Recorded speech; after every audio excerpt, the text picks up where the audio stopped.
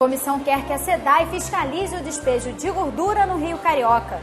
Rio de Janeiro é o segundo estado com o maior número de vítimas durante intervenções policiais. O Jornal da Alerj começa agora.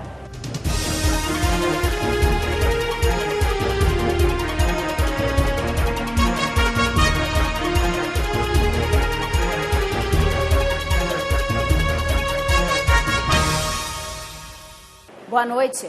A CPI dos autos de resistência, que investiga as mortes decorrentes de ações policiais no estado, defende a criação de um plano estadual de combate a homicídios. O Rio de Janeiro é o segundo estado do Brasil com o maior número de vítimas decorrentes de intervenções policiais. Pesquisadores da área de segurança pública apresentaram dados que relacionam vítimas de homicídios a casos de autos de resistência. O professor Michel Missi, que atua no Núcleo de Estudos da Cidadania, Conflito e Violência Urbana da UFRJ, identificou, após pesquisa do grupo, que há falhas no processo de investigação de autos de resistência. O pesquisador ressaltou que apenas 2% dos casos registrados chegam ao final do processo no Tribunal de Justiça. A falta de perícia eficiente é um dos grandes problemas para a apuração dos casos. É preciso que se verifique se a versão dada pelo policial é aquela que efetivamente ocorreu. Para isso, você tem que preservar o local do crime. Se a pessoa, a vítima, já morreu, ela pode ser, depois de periciado o local, transferida para o Instituto Médico Legal. O fato do Instituto de Segurança Pública não ser capaz de determinar, na maior parte dos casos, a faixa etária das vítimas é sintomático. Significa que o Instituto Médico Legal está tendo dificuldades até mesmo de determinar a idade da vítima, ou pelo menos a idade aproximada, né? Ora, se você não sabe sequer a idade aproximada da vítima, significa que você não teve contato com a família, significa que a investigação é praticamente nula, né? O estado do Rio só perde para São Paulo com o maior número de mortes decorrentes de intervenções policiais. No Rio de Janeiro, foram registrados em 2014 584 casos, de acordo com dados do Instituto de Pesquisa Econômica Aplicada, divulgado em março pelo Atlas da Violência. A informação foi apresentada pela diretora da ONG Justiça Global, Lena Azevedo, que destacou o grande número de homicídios de crianças e adolescentes por policiais.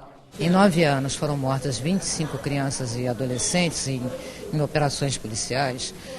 Você veja que isso está se agravando porque em menos de 3 meses, em 3 meses e 3 dias, nós temos 4 crianças e adolescentes mortos, nesse início de 2016, né? Historicamente, a área do 41º Batalhão, que é a área de Acari, enfim, se você pega o período de 5 anos, 2010 a 2015, você tem 310 autos de resistência ali, né? Então, assim, você tem essa área, a área da Baixada também tem uma letalidade alta. Os parlamentares que integram a comissão propõem a criação de um plano estadual de combate a homicídios, para que haja rigor nas investigações de mortes por ações policiais.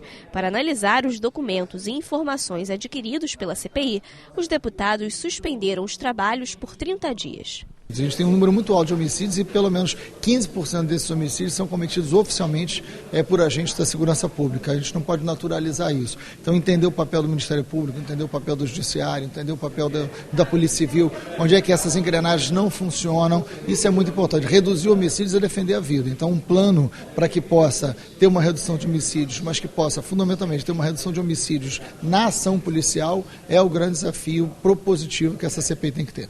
O auto de resistência tem uma ligação direta com 3 outros fatores: os homicídios de uma maneira geral, o combate ao tráfico de drogas e a questão dos armamentos. Então temos que levar tudo isso em consideração para que a gente possa realmente dar um novo passo para que as mortes no estado do Rio possam diminuir. Nós temos aí várias oitivas, nós temos diversos documentos, são muitos estudos, muitas estatísticas que precisam ser sistematizadas.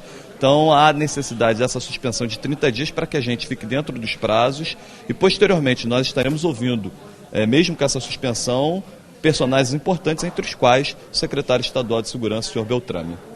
140 armas podem ter sido desviadas nos últimos 4 anos de empresas de segurança privada da Baixada Fluminense e da região serrana do Rio de Janeiro. A CPI das armas recebeu a informação nesta quinta-feira. A CPI, que investiga o desaparecimento de armas do Estado, ouviu o delegado da Polícia Federal de Nova Iguaçu, João Paulo Pimentel, para explicar como é feito o controle das armas utilizadas por empresas de segurança privada da região. A delegacia de Nova Iguaçu é responsável por 22 municípios da Baixada e o de Petrópolis. Na região funcionam 52 firmas de segurança privada. O delegado não pôde precisar o número de armas que desapareceram dessas firmas por serem dados de responsabilidade da Comissão de Vistoria, que funciona de forma autônoma dentro da corporação. Ele fez um breve levantamento no período de 2012 até agora, que aponta o desaparecimento de 140 armas. Antes de vir para cá, eu tive o cuidado de consultar o responsável pelo setor, que tentou apressadamente fazer uma estatística. Ele computou alguma coisa, mas é um dado muito sob censura, que o ideal é que ele venha, estude para apresentar alguma coisa confiável mesmo, alguma coisa em torno de 140 armas nesse período de 2012 até 2015. Para o presidente da comissão, deputado Carlos Mink, 140 armas desaparecidas em apenas 4 anos é um número alarmante. O parlamentar acredita que existe forte indício de que essas empresas de segurança privada comprem armas de forma legal e as repassem para o mercado negro. A CPI pretende avançar nas investigações e vai pedir um detalhamento de quais empresas perderam armas e se essas perdas foram por roubo ou extravio. Quando se passou a atribuição de controle das firmas de segurança privadas para a Polícia Federal, não se passou uma estrutura para isso. Então a Polícia Federal constata e pede para a Polícia Civil fazer as investigações.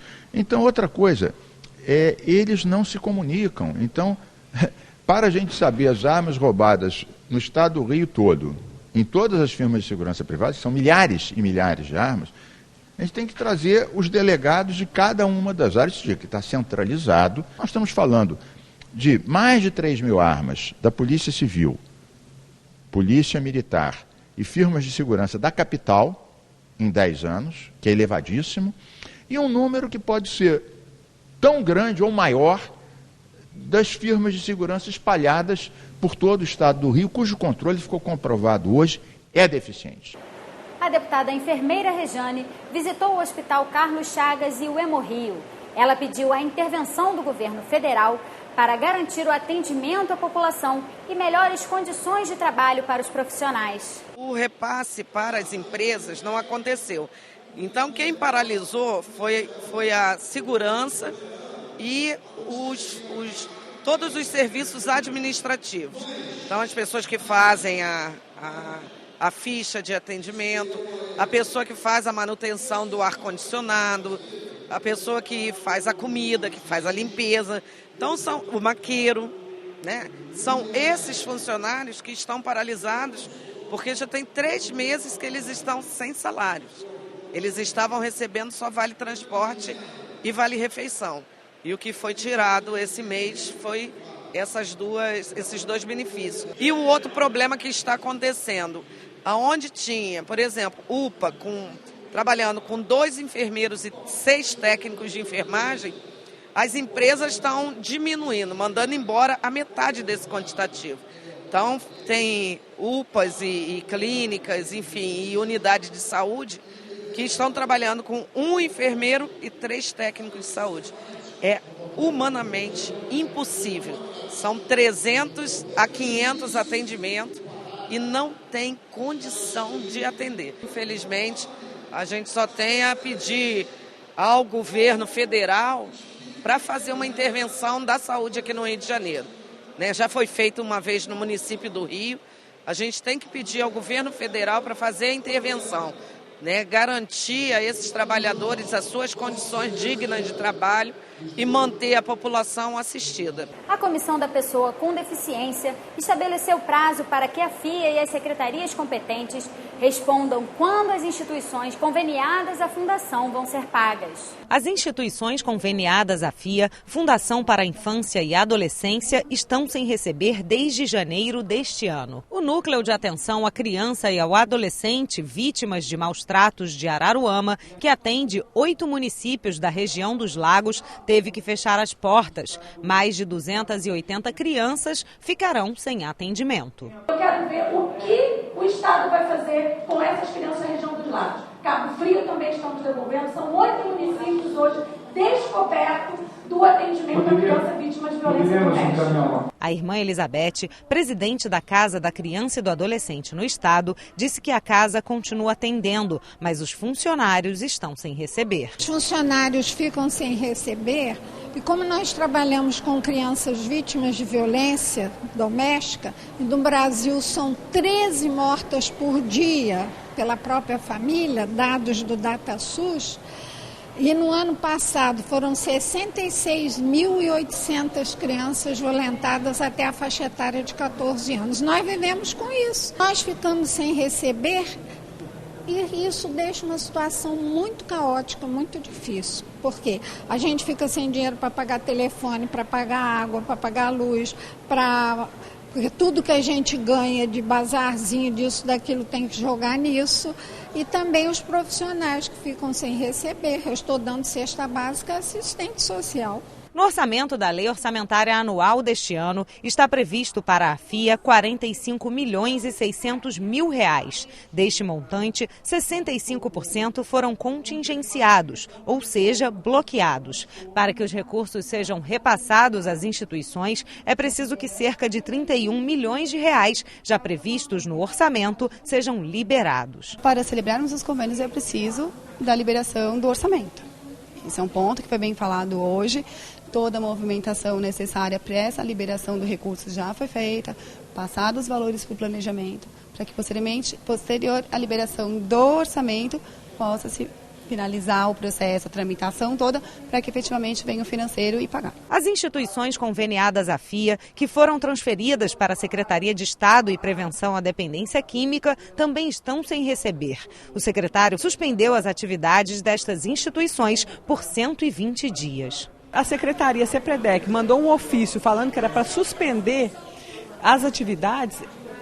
Os servidores, os nossos funcionários, eles entenderam que o pagamento não ia sair tão cedo, então eles resolveram buscar um emprego. Preciso saber o que eu vou fazer com essas crianças, porque o tratamento não pode ser interrompido, senão essas crianças vão ficar muito prejudicadas, porque eles são crianças e adolescentes usuários de droga. Na verdade, todos esses convênios, que na verdade no total foram de 6 convênios que a Secretaria de Prevenção herdou da FIA, por tratar de criança e adolescente com problemas com álcool e droga, nós tivemos, a partir deste ano, a partir do dia 1º de março, que foi o nosso ofício, o pedido de suspensão desses convênios. Nada mais responsável da minha parte, enquanto gestor de uma pasta, nós propomos a suspensão até que tenha-se uma noção exata do orçamento disponível que nós teremos em 2016 para executar os convênios já estabelecidos. Temos um ofício com relação às entidades ligadas à Secretaria Antidrogas, porque essas entidades não receberam nenhum aporte em 2015 do novo edital, ou seja, desde abril de 2015, elas não receberam nada. O que nós estamos dependendo neste momento é apenas que o Estado tenha um aporte de receita disponível para que possa ser destinado ao pagamento dessas PDs, né? dessas ordens de pagamento, vamos deixar assim claro para os nossos ouvintes. O deputado Márcio Pacheco, presidente da comissão, estabeleceu prazo para que os órgãos competentes respondam quando as instituições vão receber. Nós vamos apresentar um ofício para a Fundação da Infância e Adolescência para que nos responda até dia 13 de abril, onde nós teremos aqui mais uma audiência pública, dados efetivos. Quando será o pagamento do termo, do aditivo que foi prometido pelo Estado de janeiro, fevereiro e março, e a resposta efetiva de quando será publicado o edital e contratualizado, ou seja, o fechamento dos convênios, e qual será o orçamento e o financeiro liberado, que já está previsto na LOA, portanto, o cumprimento desse compromisso do Estado com essas associações que, na verdade, foram chamadas pelo Estado, fiscalizadas pelo Estado, para fazer um trabalho que o Estado, obviamente, não tem equipamento para fazer. Deputados da Comissão Especial da Baía de Guanabara constataram durante vistoria que a unidade de tratamento do Rio Carioca, no Flamengo, conseguiu praticamente zerar o despejo de coliformes fecais, mas encontraram um problema: a grande quantidade de gordura que vem sendo despejada no local. Os parlamentares vão acionar a SEDAI para que fiscalize os restaurantes da região. A UTR Carioca é uma unidade estratégica para garantir a realização de provas de esportes náuticos na Bahia durante as Olimpíadas. De acordo com o presidente da comissão, deputado Flávio Serafini, além do trabalho dessa UTR, ainda é preciso acabar com os pontos clandestinos de despejo de esgoto no Rio Carioca e finalizar as obras na Marina da Glória, para direcionar o esgoto até o emissário submarino de Ipanema. Se nem essa unidade de tratamento de rio estiver funcionando, a situação da Olimpíada é trágica. Então a gente veio ver se ela está funcionando, está funcionando. E agora nós vamos verificar se as obras que fariam uma tomada de tempo seco, como se diz, que capta o esgoto jogado clandestinamente nas galerias pluviais, se essa obra está concluída. Porque essa obra é fundamental para que essa região onde vão ocorrer disputas nos Jogos Olímpicos esteja em patamares melhores do que os do ano passado, porque no ano passado esteve praticamente o ano inteiro em patamares considerados inadequados. O professor de Oceanografia da UERJ, David Zi, explicou que na Praia do Flamengo, local das competições de vela nas Olimpíadas, há 2 pontos de poluição: o do Rio Carioca, tratado pela UTR do Flamengo, e o da Marina da Glória, que contará com a galeria de captação em tempo seco. No entanto, ele destaca o risco dessa captação desaguar na UTR Carioca e sobrecarregar a vazão da unidade. Para ele, ainda é preciso expandir a UTR Carioca para manter a segurança nos Jogos Olímpicos. Aqui pelo Rio Carioca, nós precisamos, com essa UTR, a fazer uma expansão. Por quê? Porque existe risco dessa coleta que vai ser feita na cidade, de uma hora para outra haver uma sobreposição, né? E aí com isso extravasar para dentro do Carioca. E aqui essa estação está dimensionada para tratar 300 litros por segundo. E existe já um projeto, né, feito, já aprovado inclusive pelo governo do estado, para ampliar de 300 para 1.200 litros por segundo, que atenderia perfeitamente toda esse eventual esgoto clandestino que eventualmente passasse, né, que fosse além e que extravasasse dentro do Rio Carioca. O deputado Nivaldo Molim reconhece a importância da expansão da UTR e destaca que a despoluição da Baía de Guanabara precisa da união da sociedade civil, prefeitura, governo do estado e poder legislativo. A gente sabe da situação do estado, né, a situação crítica hoje que se encontra o estado, então a gente tem procurado outros meios, né? Inclusive eu quero ir ao Ministério dos Esportes em Brasília, estou para ir agora recente, para ver se conseguimos captar alguma coisa da Secretaria de Esporte, pelo menos para as competições náuticas, para dar um avanço. Né? Não podemos passar que o mundo vai estar voltado, os olhos aqui para o Rio de Janeiro, e não podemos passar esse vexame aí, né? Na visita à UTR do Flamengo, os deputados também verificaram grande quantidade de gordura despejada no Rio Carioca. Diante disso, a comissão vai cobrar da SEDAI uma política de fiscalização. Aqui a gente tem, evidentemente, um padrão de contaminação do rio que é típico de despejo de estabelecimentos comerciais. A SEDAI e a Prefeitura do Rio de Janeiro tem que ter uma política de fiscalização e legalização desses pontos. Se são prédios antigos que têm esse tipo de ligação anteriores à rede, as redes hoje já existem. As pessoas têm que ligar e têm que pagar para que sejam tratados. Se são posteriores, nós estamos falando de crimes ambientais que estão sendo cometidos abertamente. Então, nós vamos cobrar da SEDAI e da Prefeitura que apresentem um plano de fiscalização e regularização desses pontos que hoje despejam gordura, provavelmente de estabelecimentos comerciais, no Rio Carioca, contaminando o Rio e a Baía de Guanabara. Empresas prestadoras de serviço para o Estado podem ser obrigadas a reservar pelo menos 5% das vagas para mulheres vítimas de violência. O projeto da deputada Marta Rocha foi aprovado nesta quinta-feira. Confira outras notícias do plenário com Natália Alves. Na sessão plenária desta quinta-feira, os parlamentares analisaram as emendas à mensagem que altera o Fundo Especial de Modernização do Controle Externo do Tribunal de Contas do Estado. O objetivo é permitir que as economias do fundo possam ser usadas em programas das áreas de saúde, educação e segurança, além dos programas da Secretaria de Administração Penitenciária e do DEGASE e para os municípios. O projeto foi aprovado. O Tribunal de Contas não tem e não pode ter esta função. Não é da Constituição essa função do Tribunal de Contas. Ele é o órgão de contas e não o órgão que vai distribuir dinheiro para municípios. Então, nossa emenda, se ele tem sobra de caixa, ele transfere para o Poder Executivo,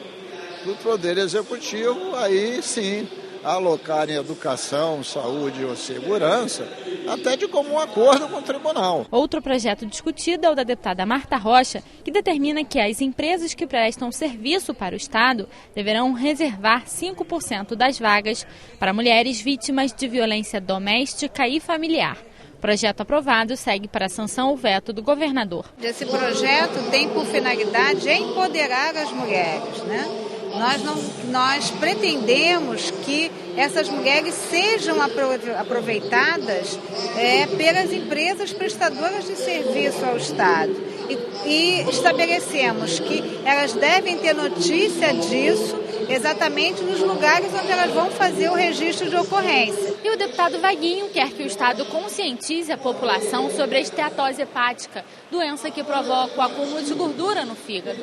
A ideia é que a população seja esclarecida sobre o tratamento e as formas de prevenir o problema. O texto prevê ainda a atualização de profissionais de saúde. A matéria aprovada segue para a análise do governador. E o deputado Wagner Montes quer alterar a data de vencimento das contas de concessionárias de serviços públicos para os servidores do Estado. A ideia é adequar o vencimento ao calendário de pagamento dos salários. O texto prevê a isenção de juros e multas até o 10º dia útil do mês. O projeto aprovado segue para a sanção ou veto do governador. Para minimizar o problema dos servidores quando a taxa, juros, colocando para o 10º dia útil, para amenizar, não é o ideal é brigarmos pelo 2º dia útil. As casas lotéricas poderão ser obrigadas a ter um caixa exclusivo para saques e pagamentos diversos. Quem descumprir a regra poderá ser multado. O projeto do deputado Paulo Ramos recebeu uma emenda e retornou às comissões. E o deputado Carlos Mink quer que sejam definidos critérios de qualidade das areias de parques, praças, creches e escolas e áreas de lazer. Os dados servirão de base para o monitoramento e fiscalização desses locais. O descumprimento da regra poderá resultar em punição. A matéria recebeu 5 emendas. Hoje em dia, não há um padrão de referência para dizer a partir de que ponto a areia está ruim, péssima, que as crianças não podem brincar. Então, o que acontece?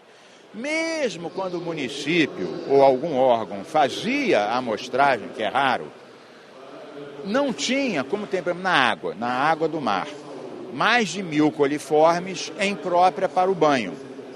A areia, a partir de quantos coliformes, de quantas bactérias, de quantos fungos é impróprio para uma criança brincar numa creche ou num parquinho? Isso eu pedi para os técnicos da Fiocruz. Eles ficaram 6 meses trabalhando e estabeleceram um padrão. Então, uma vez aprovada essa lei, ainda vai voltar para a segunda discussão, vai ficar claro que as pessoas sabem claramente que a partir daquele padrão tem que ser interditado, a areia tem que ser lavada, melhorada, para não deixar as nossas crianças se contaminarem com uma série de doenças terríveis com areia contaminada em creches e parquinhos. O Estado pode ter uma política de acompanhamento e tratamento do alcoolismo entre as mulheres. O objetivo é garantir o acompanhamento periódico e a qualidade de vida dessas mulheres. O texto também determina a organização dos dados sobre o tema para servir de base para a elaboração de políticas públicas. O projeto recebeu 7 emendas e volta a ser discutido pelas comissões. É um problema que ele se concentra no ambiente familiar. porque fica só sobre a responsabilidade da própria família assumir ou dar o tratamento adequado àquela pessoa que se utiliza dessa droga lícita, né? Vamos chamar assim. E um programa onde você tem a clareza de para onde encaminhar, de que forma prevenir, é fundamental não só para essas famílias, como para essas usuárias. O Jornal da Alerj fica por aqui. Você pode acompanhar a programação também em nosso site e pelas redes sociais. TV Alerj, o canal do povo fluminense.